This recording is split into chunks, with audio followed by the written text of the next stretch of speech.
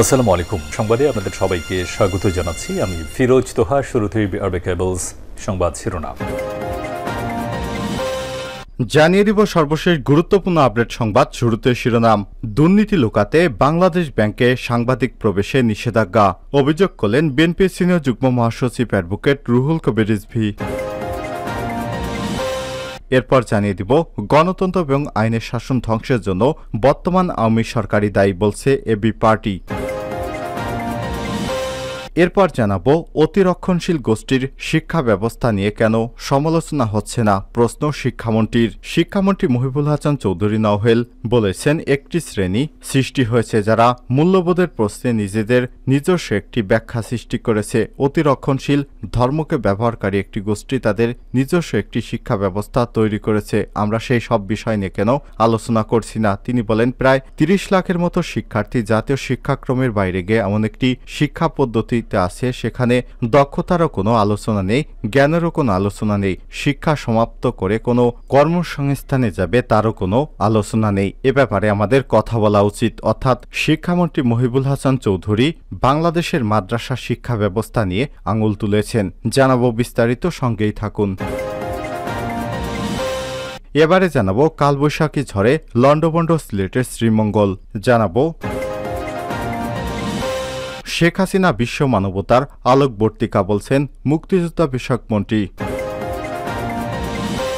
এবং সর্বশেষ জানিয়ে দিব অর্থ আত্মসাৎ। মার্কেন্টাইল ব্যাংকের সাবেক এমডি সহ ৩ জনের বিরুদ্ধে গ্রেপ্তারি পরোয়ানা। অর্থ আত্মসাৎ এবং দুর্নীতির অভিযোগে দায়ের করা মামলায় মার্কেন্টাইল ব্যাংকের সাবেক এমডি এবং ৩ জনের বিরুদ্ধে গ্রেপ্তারি পরোয়ানা জারি করেছে আদালত। রোববার ২৮ এপ্রিল ঢাকা সিনিয়র বিশেষ জজ মোহাম্মদ শামস জগলুল হোসেন এই আদেশ দেন। এদিকে আসামিদের বিরুদ্ধে অভিযোগপত্র আমলে নিয়ে বিচারক তাদের বিরুদ্ধে গ্রেপ্তারি পরোয়ানা জারি করেছে। গ্রেপ্তারি পরোয়ানা দেওয়া আসামিরা হলেন মার্কেন্টাইল ব্যাংকের সাবেক এমডি হাবিবুর রহমান, কাজী ফরহাদ হোসেন এবং কাজী জাহিদ হোসেন। জানা গেছে দুদকের সহকারী পরিচালক মোহাম্মদ জাহাঙ্গীর আলম বিগত ২০১৮ সালের ৫ ডিসেম্বর বাদী হয়ে মামলাটি করেছিলেন। পরে দুদক তদন্ত শেষে আসামিদের বিরুদ্ধে ঢাকার আদালতে অভিযোগপত্র দাখিল করে। উল্লেখ্য, এর আগে আপনারা জেনেছিলেন বাংলাদেশ থেকে মার্কেন্টাইল ব্যাংক দেউলিয়া হয়ে গেছে। অর্থাৎ এই ৩ লোক মার্কেন্টাইল ব্যাংক থেকে কোটি কোটি টাকা আত্মসাৎ করেছে। এবার সেটি দুদকের অভিযানে সত্য হলো। প্রিয় দর্শক, এতক্ষণ শুনছিলেন সংবাদ শিরোনাম, এবারে বিস্তারিত। তবে তার আগে বন্ধুরা, আপনি কোন জেলা থেকে আমাদের সংবাদটি দেখছেন কমেন্ট করে জানিয়ে দিন। এই সংবাদ সম্পর্কে আপনার মূল্যবান মতামত। প্রিয় দর্শক, আপনি যদি আমাদের চ্যানেলে নতুন হয়ে থাকেন, ভিডিওটি দেখতে দেখতে চ্যানেলটি সাবস্ক্রাইব করে রাখুন, যাতে করে আমাদের লেটেস্ট আপডেট সংবাদগুলো সবার আগে আপনার কাছে পৌঁছে যায়। এবারে বিস্তারিত।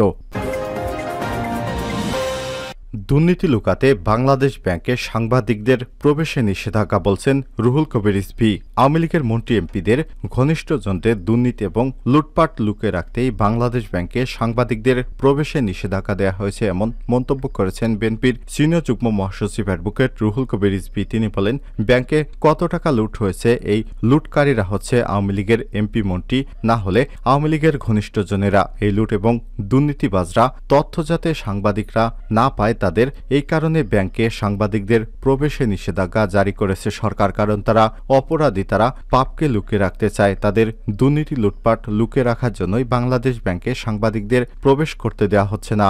রোববার রাজধানীর নয়াপল্টনে দলের কেন্দ্রীয় কার্যালয়ের সামনে বিএনপির চেয়ারপারসন বেগম খালেদা জিয়া, হাবিবুন নবী খান সোহেল এবং আব্দুল কাদির ভূঁইয়া জলসহ কারাবন্দী নেতাকর্মীদের মুক্তির দাবিতে এক বিক্ষোভ মিছিল শেষে সংক্ষিপ্ত সমাবেশে বিএনপির সিনিয়র যুগ্ম মহাসচিব রুহুল কবির রিজভী এসব কথা বলেন।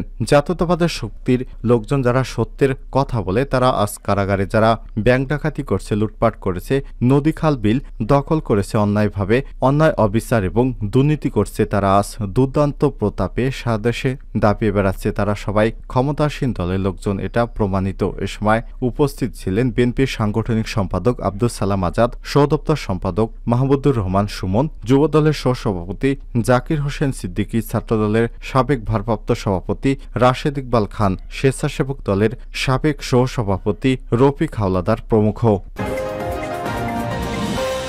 গণতন্ত্র এবং আইনের শাসন ধ্বংসের জন্য সরকারই দায়ী বলছে এবি পার্টি। দেশের গণতন্ত্র, মানবাধিকার, আইনের শাসন সহ রাষ্ট্রের সকল প্রতিশ্রুতি ধ্বংসের জন্য বর্তমান সরকারকে দায়ী করেছে আমার বাংলাদেশ পার্টি, এবি পার্টি।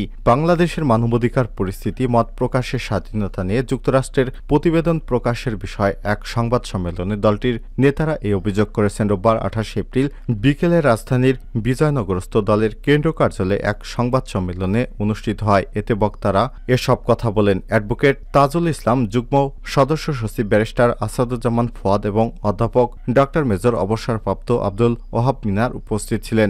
যুক্তরাষ্ট্রের প্রতিবেদনের বিভিন্ন দিক উল্লেখ করে তাজুল ইসলাম বলেন, সম্প্রতি প্রকাশিত প্রতিবেদনে বিচার বহির্ভূত হত্যা, গুম, বিচার বিভাগের স্বাধীনতা, মত প্রকাশ এবং গণমাধ্যমের স্বাধীনতা, ইন্টারনেট ব্যবহারে বাধা, রাজনৈতিক সভা সমাবেশে বাধা, বিরোধী রাজনৈতিক নেতাকর্মীদের উপর নির্যাতন সহ বিভিন্ন বিষয় তুলে ধরা হয়েছে। প্রতিবেদনে অপরাধ কর্মকাণ্ডের সঙ্গে জড়িত আইনশৃঙ্খলা বাহিনীর সদস্যদের দায়মুক্তির বিষয় উঠে এসেছে। তিনি বলেন, ভিসা নিষেধাজ্ঞা দেওয়ার পরেও এই সময়ের মতো 94 জন মানুষ আইনশৃঙ্খলা বাহিনীর হেফাজতে মারা গেছে। গুম এবং অপহরণ করা হয়েছে প্রায় 32 জন নেতাকর্মীকে। এ সময় তারা আরো বলেন, মার্কিন যুক্তরাষ্ট্রের এই প্রতিবেদনে বর্তমান বাংলাদেশের চেহারা সকলের সামনে সুস্পষ্ট হয়েছে। বাংলাদেশে আশা আকাঙ্ক্ষা নিয়ে স্বাধীন হয়েছিল। স্বাধীনতার 52 বছর পরেও আজ তা সুদূর পরাহত। আজ বড় বড় যে সমস্ত প্রকল্প গ্রহণ করেছে তা শুধু সরকারের তল্পিবাহক লোকদের দুর্নীতি আর লুটপাটের জন্য। তার বড় প্রমাণ সাবেক আইজিপি বেনজির আহমেদ। একটি রাষ্ট্রের উন্নয়ন শুধু কোনো সেতু আর ফ্লাইওভার পিলারের মধ্যে সীমাবদ্ধ নয়। ব্যারিস্টার ফুয়াদ বলেন, বাংলাদেশ গত 15 বছরের মতো এত খারাপ অবস্থায় কখনো পড়েনি। আওয়ামী লীগ স্বাধীনতার আশা আকাঙ্ক্ষার সঙ্গে প্রতারণা করে একটি রাষ্ট্রযন্ত্র ব্যবহার করে রাষ্ট্রটিকে ব্যর্থ রাষ্ট্রের দিকে ধাবিত করছে। মার্কিন যুক্তরাষ্ট্রের রিপোর্টে সুস্পষ্টভাবে বলা হয়েছে, এদেশের অধিকাংশ মানুষ স্বাধীনতার নয়, গত নির্বাচনকে তারা ডমিনেট পার্টি ইলেকশন হিসেবে অভিহিত করেছে।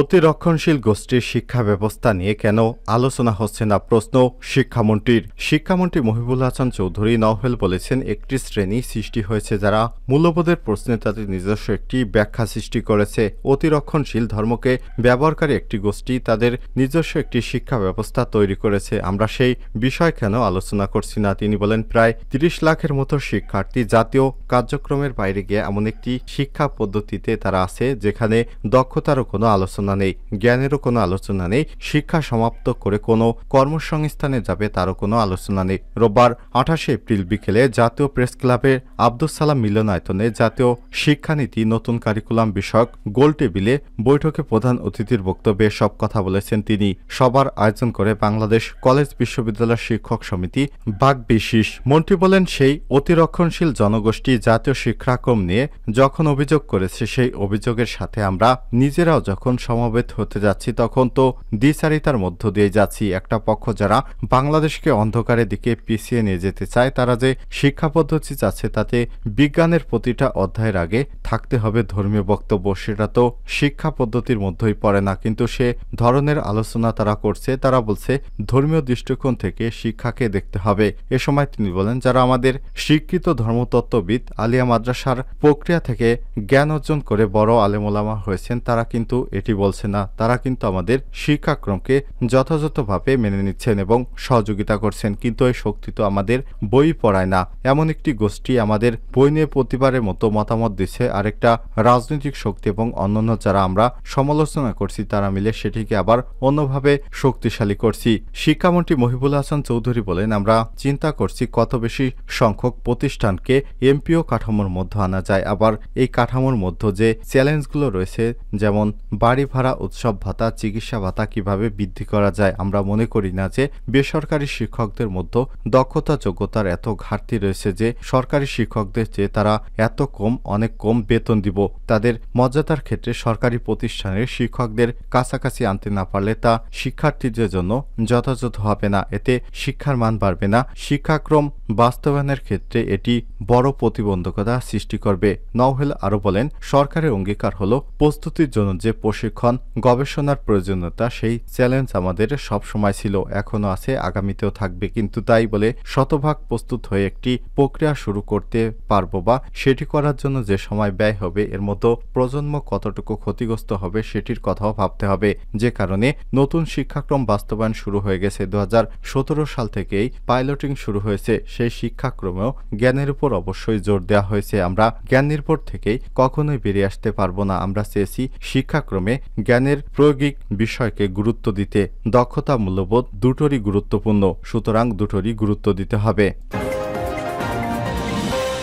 কালবৈশাখী ঝড়ে লণ্ডভণ্ড শ্রীমঙ্গল। রোববার 28 এপ্রিল বিকেলে হঠাৎ মৌলভীবাজারে জেলার উপর দিয়ে ঝড় বয়ে যায়। এতে জেলা সদর শ্রীমঙ্গল, কমলাগঞ্জ এবং কুলাউড়া উপজেলায় বিদ্যুৎ সরবরাহ বন্ধ হয়ে যায়। মৌলভীবাজারে শ্রীমঙ্গলের শিলাবৃষ্টি, কালবৈশাখী ঝড় কয়েক শতাধিক বাড়িঘর ক্ষতিগ্রস্ত হয়েছে। এছাড়াও গাছপালা উপড়ে গেছে, বিভিন্ন স্থানে বিদ্যুতের খুঁটি ভেঙে পড়েছে।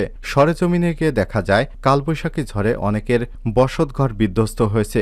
সড়কে গাছ পড়ে বন্ধ হয়ে গেছে যান চলাচল। শহরের বিভিন্ন দোকানে চাল উড়ে গেছে, পড়ে গেছে অসংখ্য বড় বড় গাছ। শ্রীমঙ্গল শহরের বাসিন্দা মামুন আহমেদ বলেন, হঠাৎ প্রচণ্ড ঝড় আসে, এতে লণ্ডভণ্ড হয়ে যায় সিলেটের শ্রীমঙ্গল শহর। প্রচুর ক্ষয়ক্ষতি হয়েছে, কয়েকশো গাছ ভেঙে পড়েছে, ঘরবাড়ি সহ দোকানের টিন উড়ে গেছে। মৌলভীবাজার পল্লী বিদ্যুৎ সমিতির ডিজিএম সদর দপ্তর মোহাম্মদ নজরুল ইসলাম বলেছেন, শনিবার রাতে ঝড়ের বড়লেখা উপজেলায় প্রায় 200টি খুঁটি ভেঙেছে অথবা পড়ে গেছে। শাহবাজপুর এলাকায় বিদ্যুৎ সরবরাহ করার জন্য ঠিকাদার নিয়োগ করা হয়েছে। অন্যান্য এলাকায় ক্রমান্বয়ে বিদ্যুৎ সরবরাহ করা সম্ভব হবে। বিকেলে শ্রীমঙ্গল মৌলভীবাজারে প্রবল ঝড় বৃষ্টি হয়েছে, ফলে বর্তমানে এই দুই উপজেলায় বিদ্যুৎ সরবরাহ বন্ধ আছে। ঠিকাদার সহ আলোর গেরিলা টিম লাইন পুনঃ স্থাপনের জন্য আপ্রাণ চেষ্টা করছে। সবাইকে আরেকটু ধৈর্যের সঙ্গে অপেক্ষা করার জন্য অনুরোধ করছি।